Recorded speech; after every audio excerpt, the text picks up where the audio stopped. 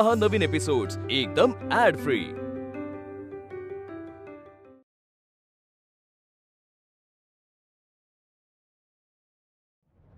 हो सार्थक, तू काळजी करू नकोस। I am okay. मी कळवत राहीन तुला। ठीक, बाय। वहिनी, वेदांत सरांनी दिलेल्या कामाच्या फाइल्स काढून घेते आणि मग लगेच आपण फॅशन वर्ल्ड।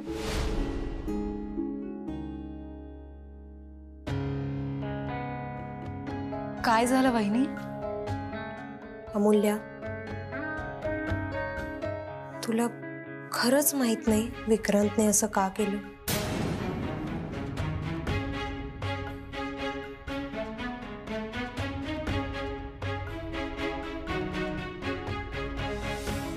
अमूल्या,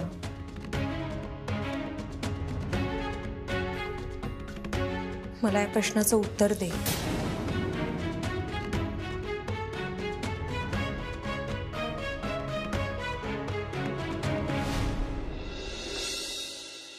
हो वहिनी, मला माहिती होतं तुझ्या लग्नात विक्रांतने ताईला पहिल्यांदा पाहिलं आणि बघता क्षणी तो तिच्या प्रेमात पडला। लग्नात सतत आमच्या अवतीभवती असायचा, ताईच्या मागे मागे करायचा। सुरुवातीला वाटलं ही मस्करी आहे। लग्नात मुलं मुलींच्या मागे मागे करतात आणि नंतर विसरून जातात। तुला आठवतं लग्नात सारिकाने आमच्यावर आरोप केला होता, तेव्हा पण विक्रांतनेच आमची मदत केली होती। त्याने आम्हाला सारिकाचा तो व्हिडिओ पाठवला होता। आम्हाला खरंच त्याचा स्वभाव खूप आवडला। आई आणि अण्णा पण खूप इम्प्रेस झाले होते। आम्हाला वाटलं काही दिवस तो संपर्क ठेवेल आणि नंतर विसरून जाईल, पण नाही, तो खरोखरच प्रेमात पडला होता। ही गोष्ट एवढी सिरियस होईल आम्हाला खरंच वाटलं नव्हतं। काही दिवसांनी विक्रांतने ताईला प्रपोज केलं आणि वहिनी, जेव्हा त्याने प्रेमाची कबुली दिली तेव्हाच ताईने त्याला सांगितलं की माझ्या मनात तुझ्या बाबतीत तशा भावना नाहीयेत आणि लग्नाच्या बाबतीत आई आणि अण्णा जो निर्णय घेतील तो मला मान्य आहे। पण नाही, विक्रांतच्या मनातून ताई काही जाईना। तिला स्थळ आलं, मुलगा बघायला आला त्या दिवशी विक्रांत सुद्धा घरी आला। म्हणजे सारिकाने त्याला मुद्दाम घरी बोलून घेतली। ती वेडी झालीये विक्रांतच्या प्रेमात।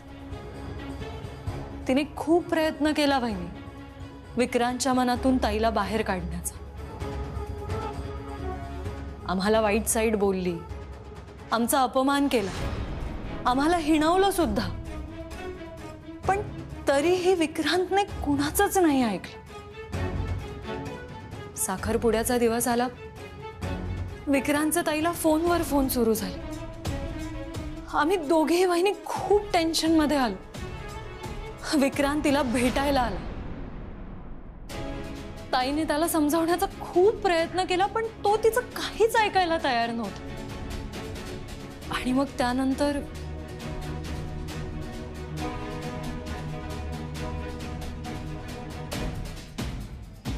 तूच सांग वहिनी, यात आमचं काय चुकलं ग? आम्ही ही गोष्ट बाहेर सांगणार तरी कशी? आणि सांगून सांगून काय सांगणार होतो आम्ही की विक्रांतने एवढं मोठं पाऊल उचललं आणि आम्ही दोघी घाबरलो। वहिनी, अगं जेव्हापासून आम्हाला ही बातमी कळली तेव्हापासून आम्ही दिवस रात्र त्याच्याबद्दल विचार करतो। सकाळ संध्याकाळ त्याच्यासाठी प्रार्थना करतो। फक्त एवढंच की ही गोष्ट आम्ही कोणाला सांगू नाही शकलो।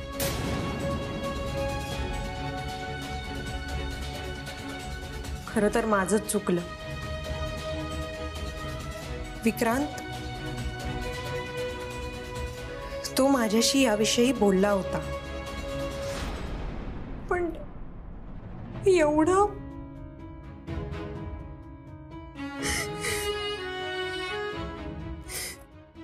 वहिनी अगं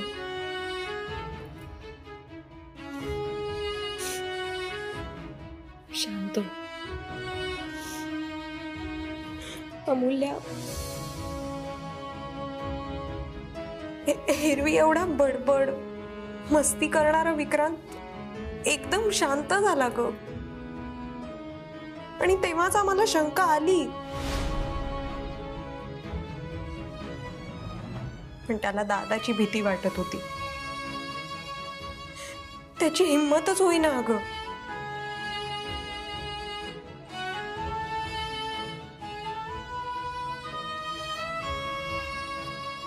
आणि आता मला कळत नाहीये दादाशी कसं बोलायचं. अमूल्या, तो खूप जास्त चिडलाय त्या मुलीवर. आणि जेव्हा त्याला कळेल ना की ती मुलगी तुझी बहीण आहे, तेव्हा खूप मोठा भडका उडणार आहे.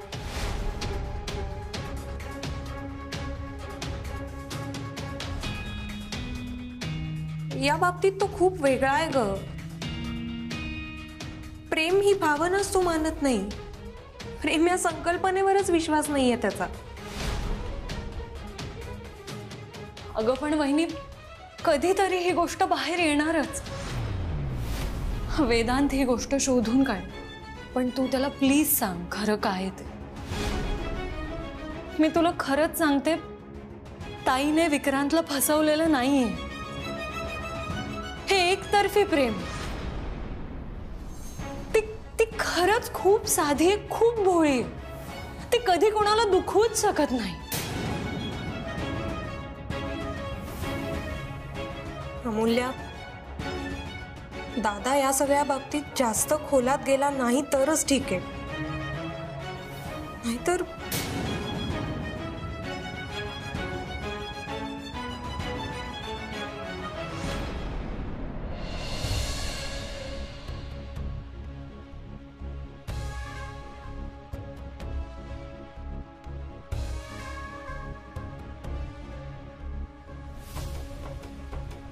It's good.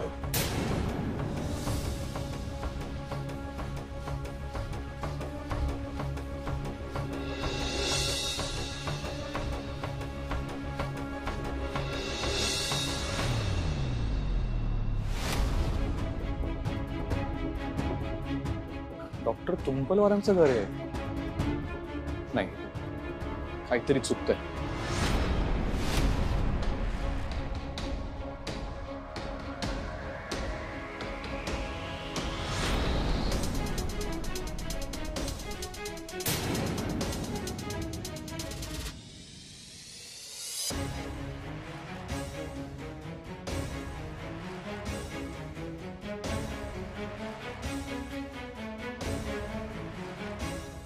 हा बोल.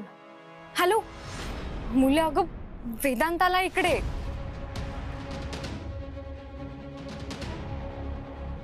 मला असं वाटतंय की तू आपल्याच घरी येतोय.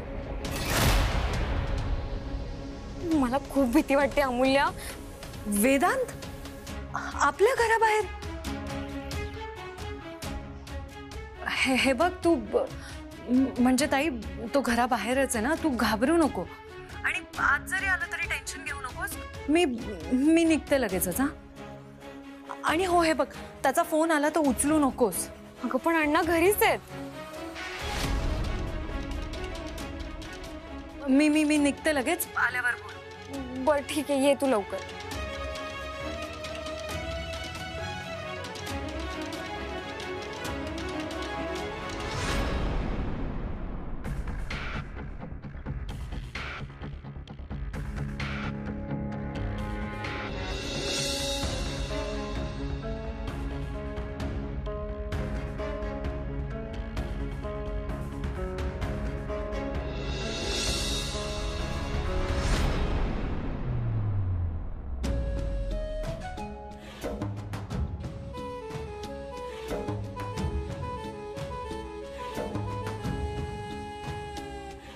कोण समजतो हा स्वतःला?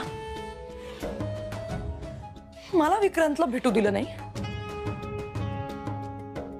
विक्रांत माझा आहे, फक्त आणि फक्त माझा आहे. त्याला माझ्यापासून कोणीच दूर करू शकत नाही. वेदांत वानखडे सुद्धा नाही.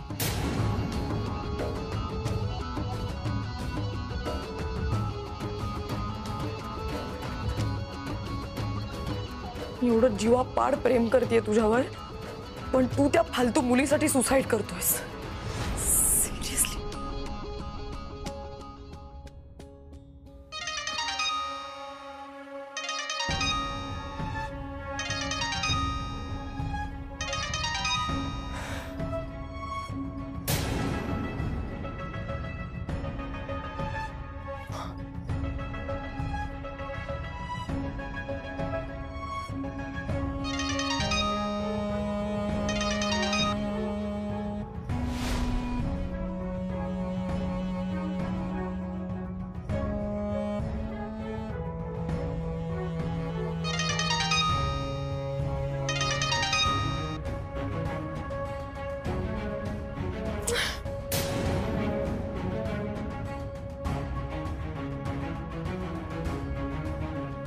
माझा फोन कट करतोय.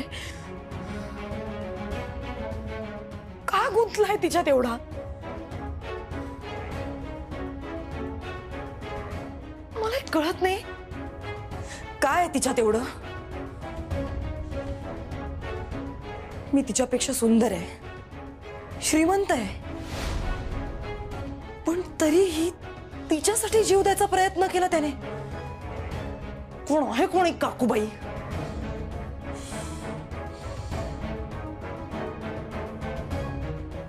नाही, मला काहीतरी केलं पाहिजे.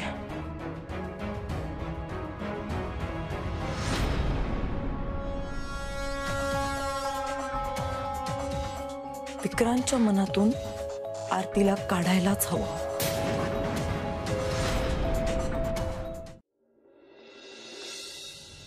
आरती, तुझ्या लग्नात तिला पहिल्यांदा पाहिलं आणि बघता क्षणी तिच्या प्रेमात पडलो. आणि मी लग्न करीन तर फक्त आरतीशीच.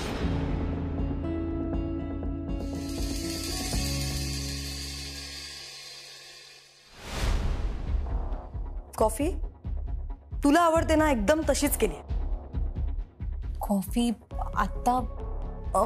हो, म्हणजे तू विचार करत असताना तुला कॉफी लागते, मला माहितीये.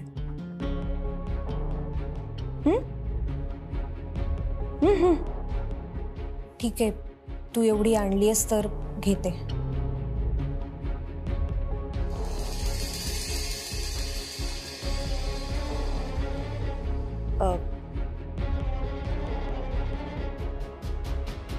नाही, कसं आहे,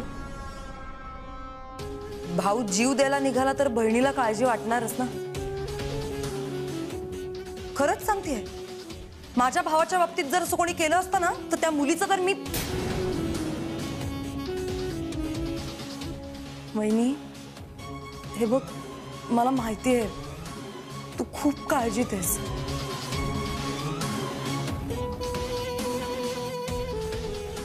मी समजू शकते, नवरा आपल्या आयुष्यात नंतर येतो, पण भावाचं आणि बहिणीचं नातं खूप घट्ट असतं. मी समजू शकते ना, म्हणजे आता माझं आणि दादाचंच बघ ना. वहिनी, हे बघ, तू धड जेवत नाहीयेस, कॉफी पण मागत नाहीयेस, आणि ना हे मला फील झालं, म्हणून तर मी कॉफी घेऊन आले ना तुझ्यासाठी.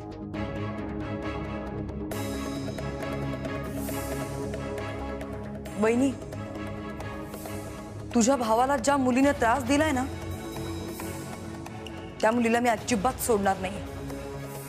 मी आता ठरवलंय, काहीही झालं तरी मी विक्रांतच्याच बाजूने उभी राहणार. त्याची काही गरज नाही.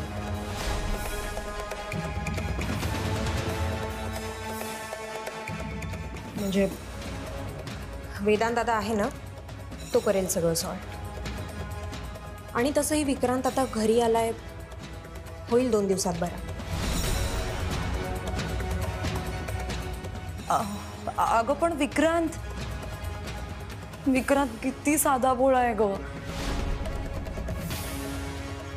पण ती आरती, हे बघ, मला माहितीये ती आरती कशी मुलगी आहे. हे बघ, विक्रांतच्या मनात ना होप्स तिनेच क्रिएट केले होते अगं. तिने असं दाखवलं की ती विक्रांतच्या प्रेमात पडलीये, म्हणून तर बिचारा विक्रांत वाहवत गेला ना. खरंच सांगते मी, ती चांगली मुलगी नाहीये. No no no, please trust मी.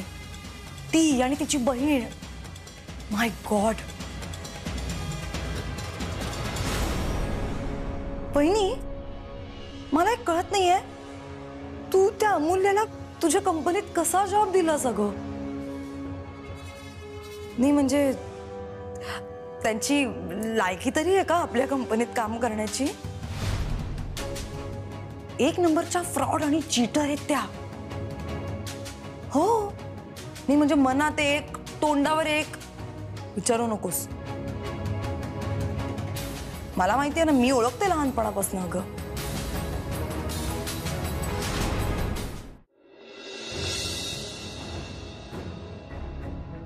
ताई, अमूल्य, किती वेळ? ते सगळं जाऊ दे. फोन काही आला होता का त्याचा? नाही, वेदांत, विक्रांत कुणाचाच नाही? कोणाचाच फोन नाही आला, पण बराच वेळ झाला वेदांत तिकडेच घुटमळतोय. हो, आता मी येताना बघितलं त्याला, पण त्याला चुकवून आले मी. म्हटलं आधी तुझ्याशी बोलू. काय करायचं अमूल्य? अगं ठीक आहे ना, आपण कशाला स्वतःहून दाखवायचं की आपण त्याला पाहिलंय? जरा वेळ थांबेल, वैतागेल आणि मग जाईल तो.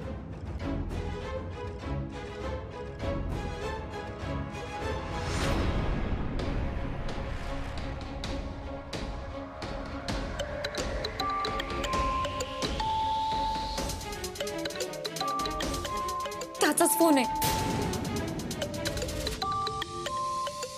आणि इकडे नाही नाही, नको, आपण फोनच नको उचलूया. थोडा वेळ थांबेल आणि जाईल तो निघून. ताई, अगं कधीतरी आपल्याला सामोरं जावंच लागेल ना. दे इकडे.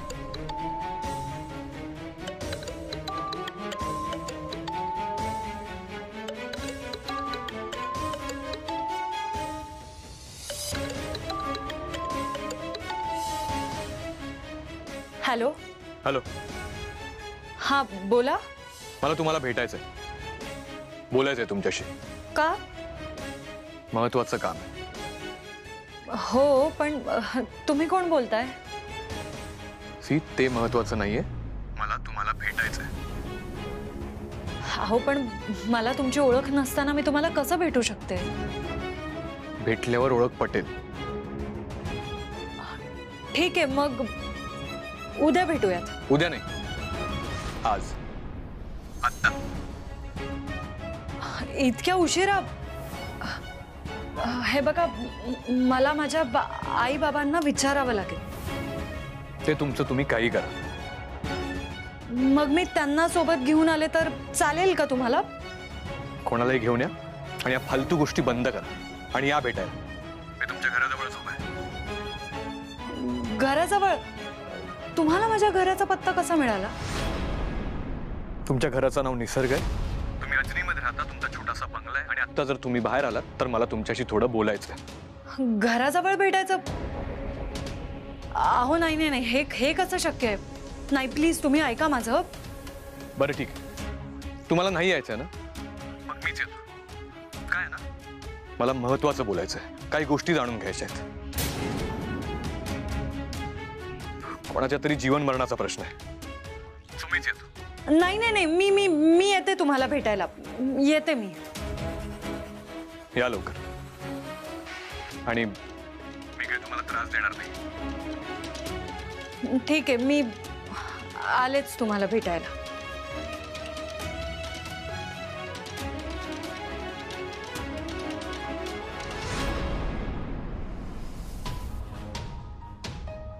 हे बघ, आई आणि अण्णांना काही सांगू नको. कोणी काही विचारलं तर प्लीज हँडल कर. मी आले त्याला भेटून. नाही नको, मी जाते त्याला भेटायला. आणि असंही त्याला मला भेटायचंय. ताई, अगं तुला माहित नाही तो कसा आहे. तो तुझ्यावर वचकन ओरडला ना तर तू रडत बसशील आणि त्याला आयतं कोलीत मिळेल. हे बघ, मी जाते आणि बोलून येते. मग आपण एक काम करूया, आपण दोघेही जाऊया. आधीच तुमची सारखी भांडणं होत असतात. ताई, हे बघ, मी त्याच्याशी व्यवस्थित बोलून येते. डोंट वरी. अगं पण मी आहे ना. दोघींचाही फोन्स नेते. ठीक आहे. आलेच.